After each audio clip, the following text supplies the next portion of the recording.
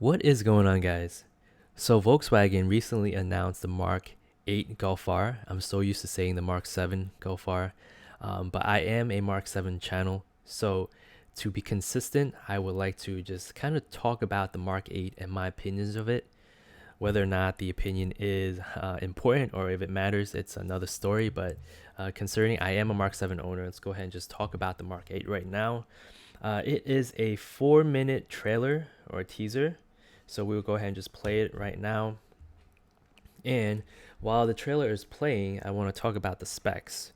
So it's going to be using, unfortunately, it's going to be using the same engine, the EA888. So that's the same engine that the Mark 7 is using with the GTI and the Golf R and also the S3.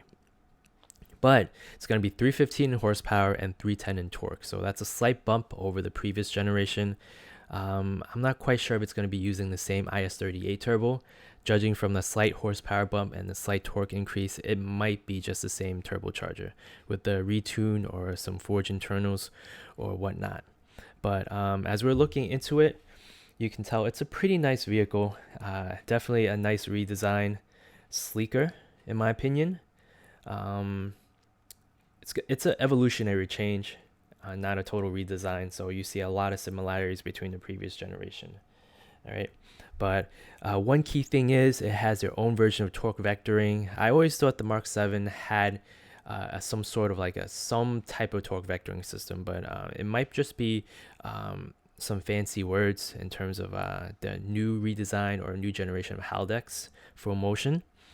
But 0 to 60 is going to be 4.7 seconds. That's 0.2 seconds shaved off of the 4.9 from the Mark 7. So it's going to be offered in a 6-speed manual and a 7-speed dual clutch. Should be the same DQ transmission from the Mark 7.5s. But overall, it's nice. It's a really nice gradual change that should have been implemented in the Mark 7 facelift, in my opinion. One key thing is they're going to offer a drift mode. The drift mode is pretty cool, but again, you've seen that happen in the Focus RS from the Ford company.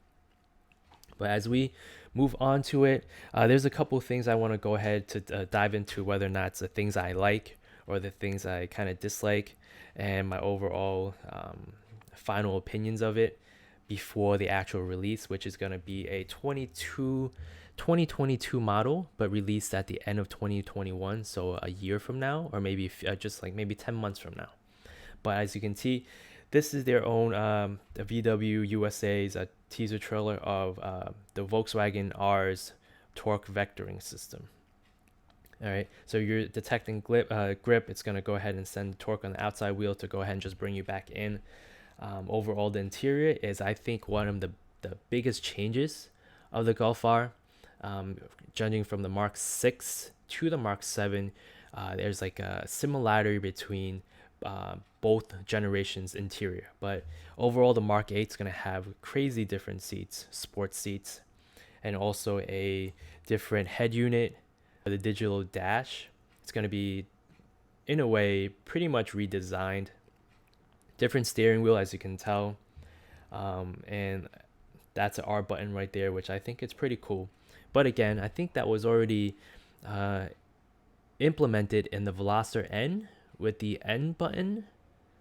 Not quite sure, don't quote me, but this should be the end of the video, where overall I like it. I'm glad that they kept the blue. Here is the new R logo. In terms of new R logo, it's something that I will have to get used to. I was pretty fond of the old Mark 6, starting from the Mark 6 R. That R logo is really nice, but I could see what Volkswagen did here in terms of keeping it really classy, keeping their R line for the top of the line trim. So they did like a regal type of R. It's something to get used to as well, but it's not a bad design. It's just based on the old one. I do prefer the old one. Functional brake ducts right here, I believe, due to my research. It should go ahead and cool the brakes. You still have your safety features, your sonar system, your sensor system right here. And you still have the fender badges with the new R logo. But I guess I'll just talk about this later, but I think you could go ahead and just, if you like the old R logo, you go ahead and debadge it and put it back where it belongs. But new headlights, pretty cool. I think LED, I'm assuming it has to be, not the bi-xenons, that's old technology. So moving forward, you got your rear headlights. I mean your rear LED taillights. These are your Euro specs most likely. All right, so I'm interested to see whether or not this is going to be coming to the US. I highly doubt it. All right, but the Acropovic exhaust system is something that is also US. It's going to be, I don't think it's going to come to the US, basically. They are offered in the Mark 7 as of right now. It looks like the same system as well. So it's going to be really interesting to see how the US spec will look. Most likely it's going to be the oval tails, that the tailpipes that are in the Mark 7 and the Mark 7.5 facelifts. But again, the new R logo, it's nice, it's classy, and especially implemented in the center, I like it. It's something different. All right. But I'm just going to move forward. This is just like close-ups of it. But I really like this LED light strip right here, which is the daytime running one. All right. Apparently, there's going to be a blue strip across here when the daytime LED bar is not on. So as you turn on the car, this portion right here in the center grille is going to go ahead and light up and flow into the headlights and down the fender. I really like the taillights. I think it's a nice Audi look with these bigger barred LED bars and also your individual LEDs right there. So it's a nice look. And of course, they're going to integrate the adaptive cruise and the radar into this Volkswagen badging. And this is how it looks at night. So overall at night, this it's gonna be a nice looking LED system right here. All right. Now with the Mark 7s, it's gonna be the quad U's, and with the Mark 7.5, it's gonna be like a two L's right here. But this is a interesting system, to say the least. All right, and of course you got your fender badges right here. And we will go ahead and look further into, so that's the blue LED bar that we're talking about right there. So it's going to be blue during the daytime, and that's static, and then you have your light bar here when you turn the car on. All right, so overall I do like it. All right, you have your satin chrome mirror covers, but most likely for the US it might just come in black. And overall I think the front is pretty aggressive on the bottom portion of it. I want to talk about what I don't like about it towards the end of the video. Now finally, the Mark 7 or the Mark 8 Golf R will have matching paint calibers. It was in the Mark 5 Golf R32 that we last saw the matching blue calibers. And starting from the Mark 6 Golf R, they had it in black with the R logo in the center, of course. But right now, I can see that they have drilled rotors. Not quite sure if that's going to carry over to the US spec. But these rims are pretty aggressive looking. All right, they are much nicer than the English towns found in the Mark 7.5 facelifts. And also, I think it rivals the Pretorias as one of the best Golf R's rim spec from US. But as you can tell from here you have a full-blown look at the rear of the vehicle, which is very nice. I think it's nice and aggressive. There is a slight raised portion of it where I believe this is like an angle, more of a flat surface right here. Reminds you more of the Tiguan. And also your integrated diffuser right here, which is pretty nice. Right, other than that, you see a lot of similarities between the Mark 7 and the Mark 8s. All right, overall, more of the Acropovic exhaust. Excuse my pronunciation.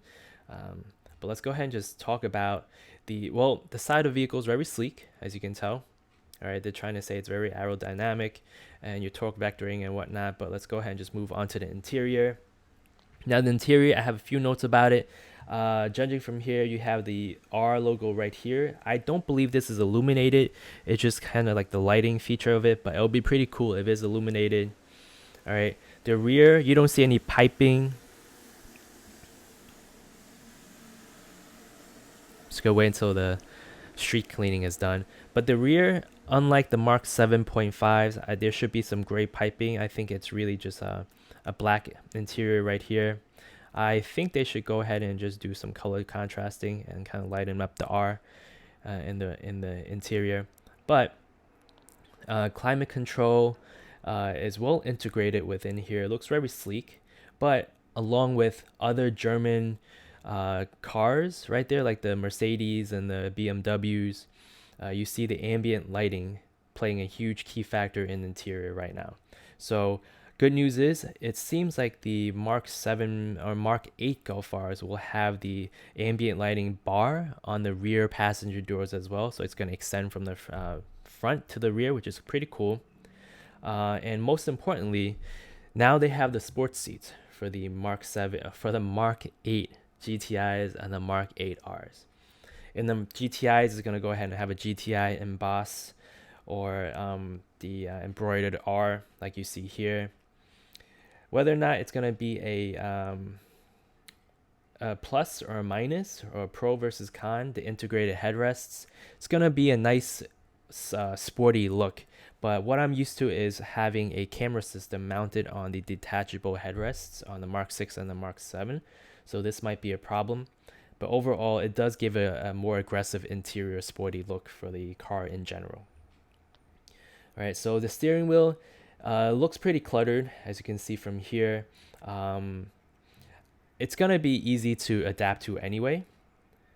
Here you see the adaptive cruise control and this distance, and also the dedicated R button. The dedicated R button is something familiar to me. It reminds me of the N button found in the Veloster N. So Volkswagen kind of took a page from there, I believe. Overall, this virtual display or the digital display seems like it's going to be a different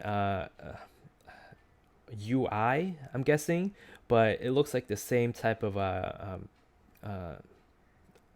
size as the Mark 7.5 facelifts. So judging from all the other videos online, you have a different type of display for your tachometers and speedometers. You can have it integrated so that you can have your tachometer right in the middle with your digital speedometer in the middle as well. So that would be pretty cool. But the head unit is something huge. You can tell from here that it's going to be in the driver's line of sight. So it's going to be interesting, more convenient. Reminds me more of the Mercedes type of display where it kind of flows from your digital display into the center console. The only thing is with the climate control, not quite sure if it's gonna be, I don't know, more. It should be more ergonomic here, but usually I put my phones in here and the magnet mounts here, so it might be a little bit lower than I'm used to when you're doing. But then again, you have your Android Auto and your Apple CarPlay. Moving forward, here is the dedicated R button, which puts you right into race mode. All right, and again, this car will have drift mode, which is pretty interesting. And that should be the end of it. That should be the end of the trailer. Now, talking about it, I just want to touch base on this rear spoiler right here. I think it's very nice. I think it's that's something that the Mark 6 and the Mark 7 Golf Rs lacked. It was very subtle in terms of that. So the fact that Volkswagen is offering this, even if it's optional, it's nice. Depending on the US spec, if they might actually just integrate this into the whole package. Based on the Mark 7 and the 7.5s, they actually come with just your manual transmission and your DSG transmission, and that's basically all you can pick between the cars, and your colors, of course.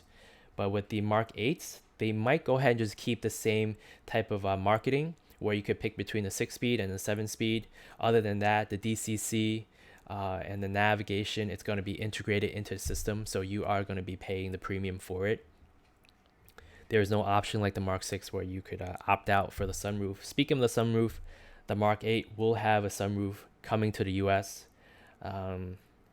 Some people might like it, some people might not, due to leaking issues, due to added weight. But having 2 generations of Golf Rs without sunroofs, I think a sunroof, I wouldn't complain about it. So now, other things I want to talk about in terms of, let's see if I left anything out.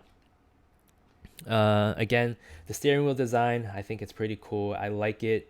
It's nicer than the Mark 7 steering wheel, I believe, but it's gonna be, I think the Mark 6 steering wheel is gonna be the all-time leader in my preference of choice because of the flatter bottom steering wheel, in my opinion. All right, so now I want to talk about what I don't like about the Golf R. And overall, it's a very nice vehicle, like I said throughout like I stated throughout the video. But I don't like the front end of the Golf R. I like the bottom portion. I think it's really aggressive looking, especially with this integrated lip, or this portion right here that flows up.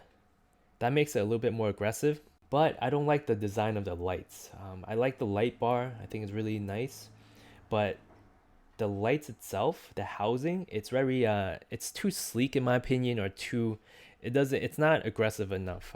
I do like the design of the older Rs, or where the housing is more larger, but the way it's sloped down like that, it doesn't give it more of an aggressive look. It reminds me of something less aggressive. But I think that's the only gripe I have about the vehicle, other than the interior portion of it.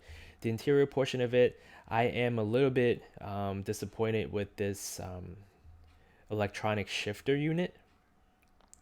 It looks very, I don't know, vacant in the center console around the shifter knob. I know they're keeping up with the times. The Mark 7s introduced the electronic parking brake, which I'm fine with. I actually have grown accustomed to it and enjoyed it. It's I don't know how I feel about it, but it might be something nice. But that's my initial thoughts coming from my end. I just want to conclude the video with a few of my final thoughts about the Mark 8. Basically, the Volkswagen already improved on what is already an amazing car, in which it was the Mark 7 and the Mark 7.5 facelifts. You can tell that this car gained a lot in popularity over the few years. The fact that Volkswagen put this from a limited every 4-year edition release to a annual release, it's something that tells you that the Golf R, you see them everywhere in the Marks in the States. Mark 7 has gained a lot of popularity in terms of driver's choice. But like I said, the car feels more like a evolutionary change rather than like a revolution or a complete redesign, in which it was completely not, right? But they took what was on the Mark 7 facelift and basically improved upon it, adding to, in a way, what different competitors have, like the R button, like the drift mode. It's not like Volkswagen's playing catch up, but in a way they're just adding to whatever competitors had, making the Golf R, in my opinion, even more well-rounded. This time around, the R went for a more sporty route that fits the overall theme, in which I think they should. Feels like, I mean, in terms of the drift mode, the seats, the sports seats that you see, kind of similar to like the Civic Si. It looks pretty similar to those seats, not to be honest. More aggressive body kit, and the matching painted blue calipers. Now, what I was really disappointed about was the fact that they did not go for the 2.5 cylinder engine in the RS3s, TTRS. That's going to be, there was a couple of rumors about it in the past years. Apparently Volkswagen scrapped it, or Audi scrapped it, because it will bring competition. Not quite sure how true that is to the RS3s. All right, but in a way, if you want to go ahead and upgrade from your Golf R, most people go for that route. They go and increase or upgrade to the RS3s. My most biggest disappointment was the fact that I love the VR6 and I love how the engine sounded. It'll be nice to kind of bring back the VR6 turbocharged, and if they want to go ahead and charge a slight premium over it, I would definitely, that would be the car that I would definitely sort after. But as for me, am I excited for the Mark 8? Yes, certainly I am. I think it's a really nice vehicle. Besides the lighting area of it, the housing of the light and how it's redesigned, I don't think it's aggressive enough. But overall, the vehicle is very nice. I think it's sleek. I love the fact that they kept the blue, the Lapiz Blue. It'll be even nicer if they kept it with the rising blue. Actually, my favorite color. But it's gonna be interesting to see how in the Mark 8, how the competition, or what the competition offers, and especially where the new STI is going to be releasing in the same time, or the time frame, and the 10th generation Civic will be almost due for an entire refresh. So let's see how the Type R will be in a few years from now. But again, I would like to thank you guys for watching, and I'll see you guys in the next one. Take care.